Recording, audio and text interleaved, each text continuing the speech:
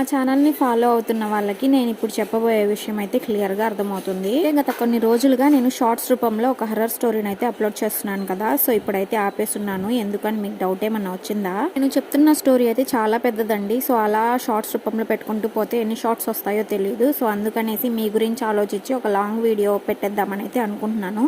మీరేమంటారు? కామెంట్ చేయండి. వీడియో మొత్తం ఎడిట్ చేయడానికి కొంచెం టైం పడుతుంది, అందుకే వీడియోస్ అప్లోడ్ చేయట్లేదు. అయితే మీ అందరితో ఇంకో విషయం కూడా షేర్ చేసుకోవాలనుకుంటున్నా. నాకు తెలిసిన వాళ్ళు మన ఛానల్లో 100 మందికి పైగా నా ఛానల్ని సబ్స్క్రైబ్ చేసుకున్నారు.